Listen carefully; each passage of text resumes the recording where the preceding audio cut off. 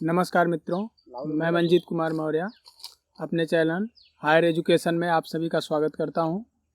हम लेके आए हैं आप लोगों के लिए यूजीसी नेट में जो प्रश्न चैलेंज किए गए हैं भूगोल विषय में, वो कुल मिला के 10 प्रश्न भूगोल के हैं और एक पेपर 1 में 11 प्रश्न चैलेंज किए गए हैं। वह कौन कौन से प्रश्न हैं उसके बारे में हम चर्चा करेंगे कि किस किस प्रश्न पर चैलेंज किया गया है। इसमें पहला क्वेश्चन है, एल्यूसियन द्वीप ज्वालामुखी विस्फोट का स्थल होता है, ये अभिकथन है और इसका तर्क दिया गया है। अपसरण पट्टिका उपांत ज्वालामुखी विस्फोट का स्थल होता है। क्योंकि इसमें दोनों सही है, ए और आर दोनों सही है और आर ए की सही व्याख्या है, ये विद्यार्थियों का मानना है। लेकिन एनटीए ने इसको माना है कि ए आर दोनों सही है और आर ए की सही व्याख्या नहीं है, तो इस क्वेश्चन पर चैलेंज किया गया है। जो दूसरा प्रश्न है, इसमें 0 से 1 के बीच मानक विचलन के आवृत्तियों की प्रतिशतता निम्नलिखित में से कौन सी है।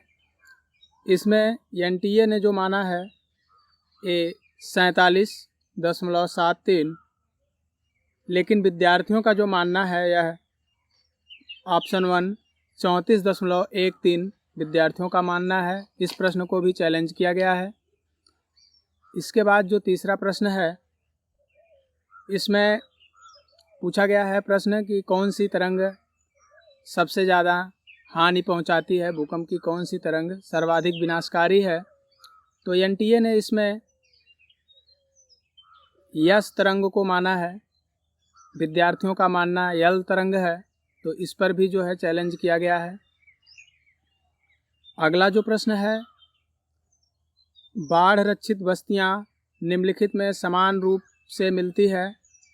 विद्यार्थी इसको डेल्टा मानते हैं और एनटीए ने उत्तर दिया है पहाड़ी क्षेत्र, तो ये प्रश्न भी चैलेंज में गया हुआ है। अगला जो प्रश्न है, इसमें रिमलैंड सिद्धांत स्पाइकमैन द्वारा कब प्रस्तुत किया गया। तो एनटीए ने 1942 माना हुआ है, जबकि विद्यार्थियों का मानना है कि यह 1944 में आया है। देखिए इसमें क्या सत्य माना जाता है, लास्ट में इस पर भी चैलेंज हुआ है। क्योंकि स्पाइकमैन की जो मृत्यु है 1943 में हो गई थी और जिस पुस्तक में रिमलैंड थ्योरी आई वह 1944 में प्रकाशित हुई थी।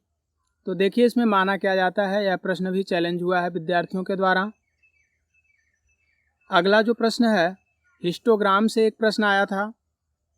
हिस्टोग्राम निम्नलिखित आंकड़ा वितरण में किससे संबद्ध है। तो इसमें जो है हिस्टोग्राम सतत आवृत्ति वितरण से संबंधित है, सतत आवृत्ति वितरण। लेकिन एनटीए ने इसमें पृथक आवृत्ति वितरण मान रखा है, तो यह प्रश्न भी चैलेंज हुआ है। आप हिस्टोग्राम को कहीं भी सर्च करेंगे किसी बुक में या नेट पे, तो आपको वहाँ पर सतत आवृत्ति वितरण ही मिलेगा। तो इस प्रश्न में भी जो है विद्यार्थियों ने चैलेंज किया है और इसमें सुधार होना भी चाहिए। अगला जो प्रश्न है जो भूगोल का है और इसमें चैलेंज किया गया है, हरित क्रांति का एक प्रश्न आया था। इसमें हरित क्रांति ने किसी भी क्षेत्रीय विषमता के ना होने को सुनिश्चित किया, ये गलत है। हरित क्रांति ने चयनित फसलों के उत्पादन में वृद्धि सुनिश्चित की, ये ठीक है। हरित क्रांति ने सभी कृषकों के बीच एक समान आय सुनिश्चित की, ये भी गलत है। हरित क्रांति ने खेतों में मशीनीकरण को सुनिश्चित किया, ये भी सही है। तो इसमें बोर्ड के द्वारा एनटीए के द्वारा ऑप्शन बी को सही माना गया है, लेकिन इसमें ऑप्शन ए और सी दो ऑप्शन सही होने चाहिए। इस प्रश्न में ऐसा कोई विकल्प नहीं है, इस प्रश्न में कोई भी विकल्प सही नहीं है, इसलिए इस प्रश्न को कैंसिल होना चाहिए। अगला जो प्रश्न है यह बारंबारता आंकड़ों से संबंधित है। इसमें संचयी बारंबारता पूछा गया था और इसमें संचयी बारंबारता का जो आंसर है यह 80 आएगा, 80 आएगा, लेकिन एनटीए ने इसको 40 मान रखा है, जो कि चैलेंज किया गया है और यह प्रश्न जो है 80 ही इसमें सही होना चाहिए। विद्यार्थियों ने इसको चैलेंज किया है।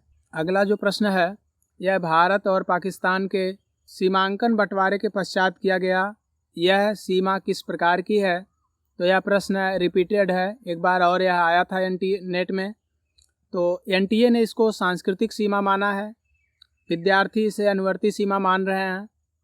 तो यह प्रश्न पहले भी आया था, तो ये भी जो है चैलेंज किया गया है। अगला जो प्रश्न है यह है ज्वार भाटा से संबंधित है। ज्वार भाटा से संबंधित जो प्रश्न है उसमें 24 घंटे 52 मिनट होना चाहिए, लेकिन पेपर में 24 घंटे 50 मिनट दिया गया है। हिंदी लैंग्वेज में भी और इंग्लिश लैंग्वेज में भी, दोनों में 24 घंटे 50 मिनट दिया गया है, जो कि 24 घंटे 52 मिनट होता है। तो इस पर भी चैलेंज किया गया है। विद्यार्थियों की मांग है कि यह प्रश्न डिलीट किया जाए, तो इस पर भी चैलेंज किया गया है। लास्ट में एक प्रश्न है जो पेपर 1 का है, इस पर बच्चों ने चैलेंज किया है। इसमें 5 विद्यालयों के छात्रों और छात्राओं की कुल संख्या का प्रतिशतता दी गई थी। विद्यालय बी में नामांकित छात्राओं की संख्या और विद्यालय डी में नामांकित छात्रों की संख्या का अनुपात बताना था, जो कि अनुपात निकालने पर जो ऑप्शन प्रश्न में दिए गए हैं इसमें से कोई भी ऑप्शन नहीं सत्य हो रहा है। एनटीए ने 4:1 माना है, जो किसी भी तरीके से 4:1 हल करने पर नहीं आ रहा है। तो इस प्रश्न पर भी जो है विद्यार्थियों ने क्लेम किया है और यह प्रश्न डिलीट होना चाहिए, इसमें कोई भी उत्तर सही नहीं है। ये आपके टोटल 11 प्रश्न हैं जो हमारी जानकारी में विद्यार्थियों ने चैलेंज किया है, और आप लोगों का रिजल्ट इस माह के लास्ट तक ज़रूर से ज़रूर आ जाएगा। नवंबर लास्ट तक आप लोगों का रिजल्ट आ जाएगा और फाइनल आंसर की 2 से 3 दिन के अंदर में रिलीज होने वाली है। ऐसा जो है एनटीए को फ़ोन किया गया था और एनटीए की तरफ से ऐसी जानकारी दी गई है कि इस सप्ताह के अंत तक रिजल्ट आ जाएगा और उसके 2 या 3 दिन पहले फाइनल आंसर की जारी की जाएगी। ऐसी जानकारी के लिए हमारे चैनल पर बने रहें। बहुत बहुत धन्यवाद।